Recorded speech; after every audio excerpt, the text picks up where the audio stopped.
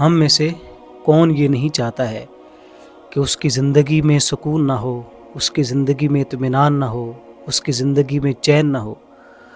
تو یہ ہر شخص کی خواہش ہے کہ اس کی زندگی میں سکون ہو، اللہ اسے اطمینان کی زندگی دے اور اس کی زندگی میں چین اس کو ملے۔ بلکہ سکون حاصل کرنے کے لیے لوگوں کے مختلف طریقے ہیں۔ بعض لوگ سکون حاصل کرنے کی خاطر شمالی علاقہ جات کی طرف جاتے ہیں۔ وہ کہتے ہیں کہ اگر ہم سبزہ زاروں کو دیکھیں گے، ندی نالوں کو دیکھیں گے، پربت زاروں کو دیکھیں گے، اونچے پہاڑوں کو دیکھیں گے تو اس سے ہماری زندگیوں میں سکون آئے گا۔ اور بعض لوگ یہ کہتے ہیں کہ اگر ہمارے پاس مال کثرت سے ہوگا تو پھر ہمیں سکون نصیب ہوگا۔ اور کچھ لوگ یہ کہتے ہیں کہ اگر ہمیں اقتدار کی کرسی مل جائے تو ہمیں اس سے سکون ملے گا، کیونکہ اس سے بڑا تو کوئی نشہ نہیں ہے۔ اور کوئی شخص یہ کہتا ہے کہ اگر اسے مختلف قسم کے انواع و اقسام کے کھانے ملیں تو اس سے اس کی زندگی میں سکون ہوگا، اس کی زندگی میں فرحت ہوگی۔ تو ہر شخص کا سکون حاصل کرنے کا مختلف طریقہ ہے، لیکن اگر یہ مطلوبہ اشیاء جو ہم چاہتے ہیں، ہماری خواہشات پوری بھی ہو جائیں تو اس کے باوجود ہماری طبیعت میں سکون پیدا نہیں ہوتا ہے، بلکہ بے سکونی میں اضافہ ہوتا ہے، بے چینی میں اضافہ ہوتا ہے۔ تو آخر اس کی وجہ کیا ہے؟ آئیے ہم قرآن سے پوچھتے ہیں۔ قرآن سے ہم کہتے ہیں کہ قرآن تو شفاء لما فی الصدور ہے، تو وہ کتاب ہے جو دلوں کو شفا یابی عطا کرنے والی ہے، تو ہمیں بتا کہ ہماری بے سکونی کی وجہ کیا ہے۔ تو قرآن ہمیں بتاتا ہے، قرآن کہتا ہے الا بذکر اللہ تطمئن القلوب۔ قرآن کہتا ہے خبردار سن لو، پوری توجہات کو مرکوز کر کے سنو۔ الا بذکر اللہ تطمئن القلوب، خبردار سن لو، اگر تم سکون چاہتے ہو، اطمینان چاہتے ہو تو پھر اپنے رب کو یاد کرو۔ اگر تم اپنے رب کو یاد کرو گے تو تمہارا رب تمہیں سکون کی زندگی عطا فرمائے گا۔ تم نماز میں اپنے رب کو یاد کرو، تم قرآن پڑھ کے اپنے رب کو یاد کرو، تم اس کے محبوب پہ درود پڑھ کے اس کو یاد کرو، اور تم صالحین کی صحبت میں بیٹھ کر کے اس کو یاد کرو۔ فرمایا کہ سکون حاصل کرنا ہے تو اللہ کے ذکر میں ہے۔ الا بذکر اللہ تطمئن القلوب، خبردار سن لو، دلوں کا سکون، دلوں کا چین وہ اللہ تبارک و تعالیٰ کے ذکر میں ہے۔ اب ذکر کے حوالے سے علماء نے بہت سے اقوال بیان کیے ہیں، لیکن ان میں سے ایک قول یہ ہے کہ یہاں ذکر سے مراد یہ ہے، اللہ تعالیٰ نے جو یہ فرمایا کہ الا بذکر اللہ تطمئن القلوب، کہ خبردار سن لو، اللہ کے ذکر میں ہی تمہارے دلوں کا سکون ہے، تو ذکر سے مراد اللہ اور اس کے رسول کی فرما برداری ہے۔ یعنی جو شخص اللہ اور اس کے رسول کی فرما برداری میں اپنی زندگی گزارے گا تو اللہ تبارک و تعالیٰ اسے سکون والی زندگی عطا فرمائے گا، اس کی زندگی میں چین ہوگا، اس کی زندگی میں سکھ ہوگا۔ اور جس کی زندگی اللہ اور اس کے رسول کے بتائے ہوئے احکامات کے مطابق نہ گزری تو اس کی زندگی میں بے چینیاں بڑھتی چلی جائیں گی اور وہ اضطرار کی کیفیت میں رہے گا۔ سکون کس میں ہے؟ اللہ اور اس کے رسول کے احکامات کی فرما برداری میں، اور بے سکونی کس میں ہے؟ نافرمانی میں۔ علماء نے سکون حاصل کرنے کے لیے، زندگی میں سکون پیدا کرنے کے لیے دو اہم چیزیں ہمیں بیان فرمائی۔ ایک تو یہ ہے کہ اگر کوئی شخص زندگی میں سکون چاہتا ہے تو وہ اپنی زندگی میں قناعت کو شامل کر لے، یعنی وہ اپنی خواہشات کو کم کرے۔ جتنی کسی کی خواہشات کم ہوگی اتنا اس کی زندگی میں سکون پیدا ہوگا۔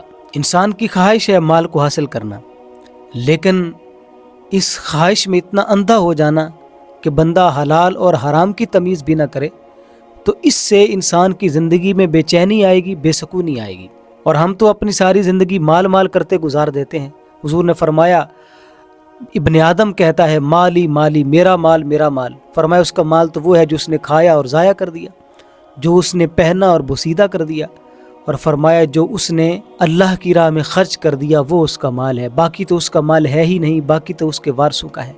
بلکہ اللہ تعالیٰ نے کتاب حکمت قرآن مجید میں فرمایا سورۃ التکاثر میں، الہاکم التکاثر حتی زرتم المقابر، فرمایا کہ تمہیں مال کی کثرت طلبی نے ہلاک کر دیا یہاں تک کہ تم قبروں میں جا پہنچے۔ اور انسان مال کے بارے میں تو اتنا حریص ہے، حضور علیہ الصلوۃ والسلام نے ارشاد فرمایا کہ انسان کو سونے کی 2 بھری ہوئی وادیاں بھی دے دی جائیں تو یہ تیسری کی بھی خواہش کرے گا کہ اس کو تیسری بھی ملنی چاہیے تھی۔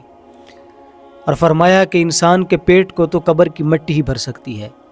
ہمارا دین مال کو حاصل کرنے سے منع نہیں کرتا ہے، دین ہمارا یہ نہیں کہتا کہ تم مال حاصل نہ کرو، بلکہ ہمارا دین یہ کہتا ہے کہ مال کی کثرت طلبی میں تم اللہ اور اس کے رسول کی نافرمانی نہ کرو، لیکن مال کو ہی اپنی زندگی کا اوڑھنا بچھونا بنا لینا اور اسی کے پیچھے بھاگے رہنا اور آخرت کی فکر ہی نہ کرنا، تو اس سے ہمارا دین ہمیں منع کرتا ہے۔ تو اگر ہم یہ چاہتے ہیں کہ ہماری زندگیوں میں سکون پیدا ہو جائے تو پھر ہمیں اپنی خواہشات کو محدود کرنا ہوگا، اپنی خواہشات کو کم کرنا ہوگا۔ جب ہم اپنی خواہشات کو کم کر لیں گے تو اس سے ہماری زندگیوں میں سکون پیدا ہوتا چلا جائے گا۔ دوسری بات یہ ہے، علماء فرماتے ہیں کہ اگر کوئی شخص یہ چاہتا ہے کہ اس کے دل میں سکون پیدا ہو تو وہ اپنی نظر کی حفاظت کرے۔ جب کوئی شخص اپنی نظر کی حفاظت کرتا ہے تو اسے سکون قلب ملتا ہے، اس کے دل کو سکون پہنچتا ہے، اس کا دل قرار میں رہتا ہے، اس کے دل کو اطمینان نصیب ہوتا ہے، کیونکہ نظر اور دل کا بڑا گہرا تعلق ہے۔ اگر یہ نظر پاک ہو تو دل پاک ہوتا ہے، دل پاکیزہ ہوتا ہے، اور اگر دل کی پاکیزگی نصیب ہو تو یہ سکون قلب کا ذریعہ ہے۔ اگر یہی دل خراب ہو جائے تو اس سے تو پورا جسم خراب ہو جاتا ہے۔ حدیث پاک میں آیا، حضور نے ارشاد فرمایا کہ تمہارے جسم میں ایک لوتھڑا ہے، فرمایا اگر وہ خراب ہو جائے تو تمہارا پورا جسم خراب ہو جائے گا، اور اگر وہ ٹھیک ہو جائے تو تمہارا پورا جسم ٹھیک رہے گا، اور فرمایا وہ دل ہے۔ اگر دل ٹھیک ہے تو پورا جسم ٹھیک ہے، اور اگر دل خراب ہو گیا، دل میں اگر کسی بری نیت نے جنم لیا تو پورا جسم خراب ہو جائے گا۔ نظر کی جو آوارگی ہے یہ شیطان کے مہلک ہتھیاروں میں سے ایک اس کا ہتھیار ہے۔ حضور نے فرمایا کہ شیطان کے تیروں میں سے سب سے خطرناک، سب سے مہلک ہتھیار نظر کا ہے، اس لیے کہ جب نظر بہکتی ہے، نظر بھٹکتی ہے تو اس کے بعد ہی گناہوں کے راستے کھلتے ہیں، اور اگر بندہ اس نظر کی حفاظت کر لے تو پھر انسان گناہوں سے بچ جاتا ہے، اور جو گناہوں سے اپنے آپ کو بچاتا ہے اللہ جل شانہ اس کو سکون والی ستھری زندگی عطا فرماتا ہے۔ فرمایا وَمَنْ عَمِلَ صَالِحًا مِّن ذَكَرٍ أَوْ أُنثَىٰ فَلَنُحْيِيَنَّهُ حَيَاةً طَيِّبَةً، فرمایا کہ مردوں اور عورتوں میں سے جس نے بھی اچھے اعمال کیے ہم اسے ستھری اور پاکیزہ زندگی عطا فرمائیں گے۔